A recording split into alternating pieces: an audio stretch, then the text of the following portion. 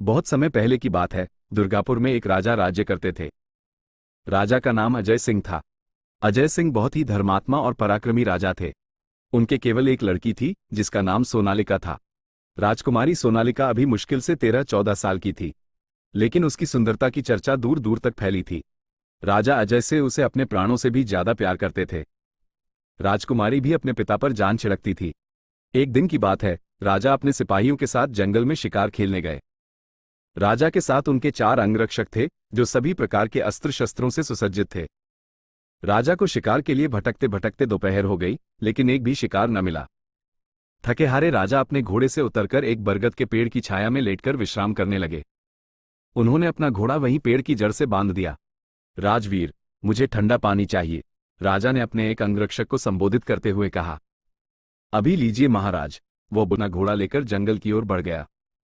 राजा अपने तीनों अनुचरों के साथ काफी समय तक राजवीर के आने की प्रतीक्षा करते रहे, लेकिन राजवीर नहीं आया। पता नहीं क्या बात थी, राजा और उनके सिपाही राजवीर के लिए चिंतित हो उठे।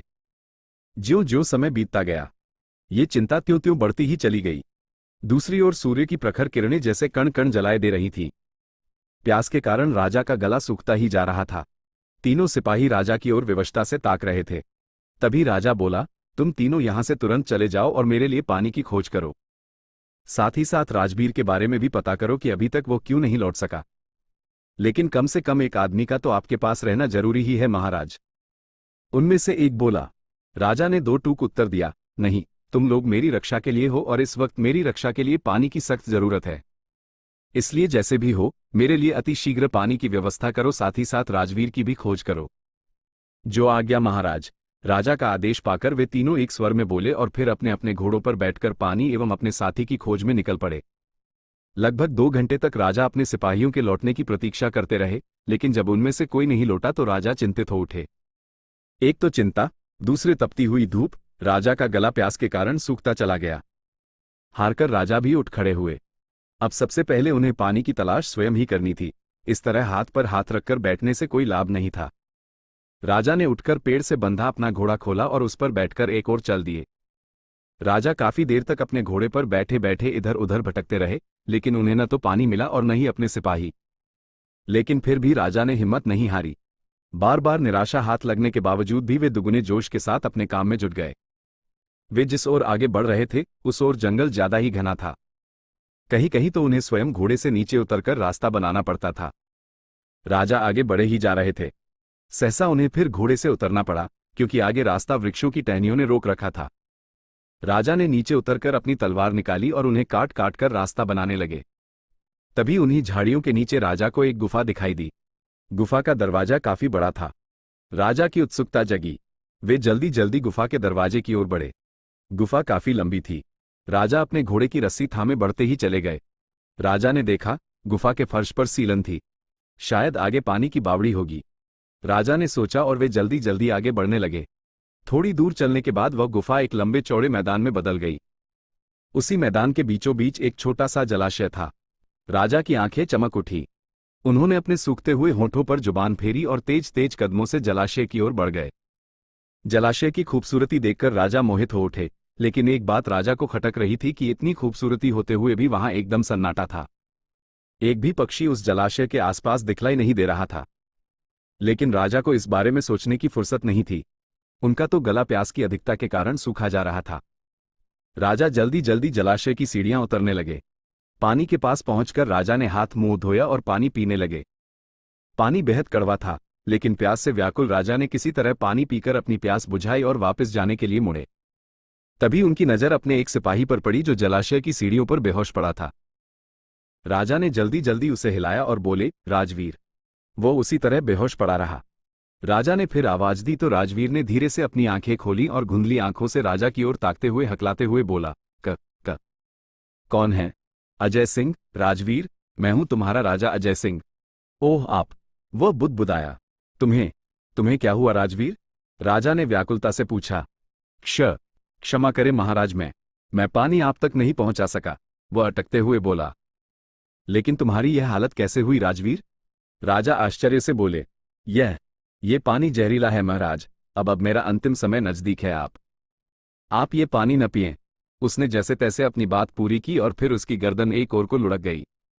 पलक झपकते ही उसके प्राण पखेरु उड़ गए। राजा ठगे से रह गए।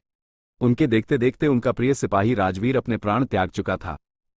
तभी राजा को लगा जैसे उनका सिर चकरा रहा हो और राजा का ध्यान राजवीर की बात में उलझ गया। अपने अंतिम शब्दों में स्पष्ट रूप से राजवीर ने पानी न पीने के लिए हिदायत दी थी, लेकिन राजा तो पानी पी ही चुके थे। शायद यही कारण था कि जहरीला पानी धीरे धीरे राजा के ऊपर प्रभाव डालता जा रहा था। उनका सिर चकराने लगा था, आंखों के आगे लाल पीले धब्बे तैरने लगे थे और वे महसूस कर रहे थे जैसे कुछ ही देर में वो बेहोश हो जाएंगे। जलाशय की सीढ़ियों पर बैठे बैठे राजा तेजी से उस मुसीबत से छुटकारा पाने के बारे में सोचते जा रहे थे। सहसी राजा के मस्तिष्क में एक बात बिजली की तरह कौंध गई कि अगर वह किसी तरह अपने पेट में भरा हुआ पानी बाहर निकाल दे तो उन पर जहर का प्रभाव कम हो सकता है। और दूसरे ही क्षण राजा सीढ़ी पर बैठकर अपनी उंगलियां गले में डालकर उल्टी करने का प्रयत्न करने लगे। कुछ प्रयत्न के बाद ही राजा को सफलता मिल गई। गले में बार बार उंगली डालने से उन्हें तेजी के साथ उल्टी होने लगी। पलक झपकते ही पेट में भरा हुआ जहरीला पानी बाहर उल्टता चला गया। अब राजा कुछ कुछ हल्कापन महसूस कर रहे थे, लेकिन सिर का चकराना अभी भी बंद नहीं हुआ था। साथ ही साथ वे महसूस कर रहे थे जैसे आंखों के आगे धुंध सी फैलती जा रही हो। उसी धुंध के बीच राजा ने देखा, कुछ दूर पर नीली आग की लपटें सी उठ रही थी और उसी ओर से तेज फुफकार की आवाज आ रही थी, जैसे कोई भयानक सर्प क्रोधित होकर फुफकार रहा हो। राजा ने अपनी पूरी शक्ति लगाकर आंखें खोली और आवाज की दिशा की ओर देखने लगे।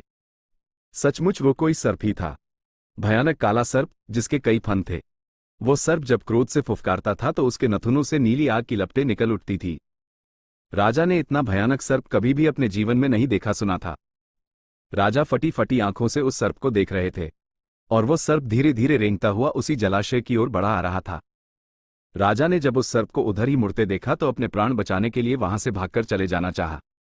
वे तेजी से उठे, लेकिन उनकी आंखों के सामने पीले धब्बे तैर उठे। उनके कदम लड़खड़ाए और वे पुनः अपना सिर पकड़कर उसी जगह पर बैठ गए। वो सर्प झूमता हुआ पानी की ओर बढ़ा और फिर उसी जलाशय में उतर गया। दूसरे ही क्षण उस जलाशय का पानी उफनाने लगा, जैसे उसे कोई मथ रहा हो। राजा को अब कुछ भी दिखलाई नहीं दे रहा था। वे अर्ध बेहोशी की दिशा में उन्हीं सीढ़ियों पर पड़े थे। हाँ, पानी में उठती हुई लहरों का शोर अब भी उनके कानों में पड़ रहा था। क्षण प्रतिक्षण बेहोशी उन पर हावी होती जा रही थी। उधर राजा के तीनों सिपाही पानी की तलाश में भटकते भटकते उसी जलाशय पर पहुंचे। जैसे ही वे सीढ़ियों पर उतरकर जलाशय की ओर बढ़े, वैसे ही उनकी नजर राजा पर पड़ी, जो बेहोशी की अवस्था में सीढ़ियों पर पड़े थे। वे तीनों सिपाही बिजली जैसी तेजी से राजा की ओर झपटे और उनका निरीक्षण करने के लिए उन पर झुक गए। उन्होंने बहुत प्रयत्न किया, लेकिन राजा की बेहोशी नहीं टूटी। उन्होंने राजा की नब्ज का निरीक्षण किया तो पाया कि वह धीरे धीरे चल रही थी। इसका मतलब था कि राजा जीवित थे, लेकिन किसी कारण वे बेहोश थे। तभी उनमें से एक की नजर राजवीर पर पड़ी, जो थोड़ी दूर पर पड़ा था। वे तीनों झपटकर उसके पास पहुंचे। एक ने जल्दी से उसकी नब्ज टटोली और सिर हिलाता हुआ बोला, अरे, ये तो मर चुका है। क्या? शेष दोनों व्यक्ति चौंकते हुए बोले। हाँ दोस्तों, यह मर चुका है। लेकिन कैसे, ये समझ में नहीं आ रहा है, पहला सैनिक बोला। उनमें से एक सिपाही कुछ बुद्धिमान था। वो बोला, लगता है इस पर किसी जहर का प्रभाव है। ये तुम कैसे कह सकते हो? उन दोनों ने पूछा।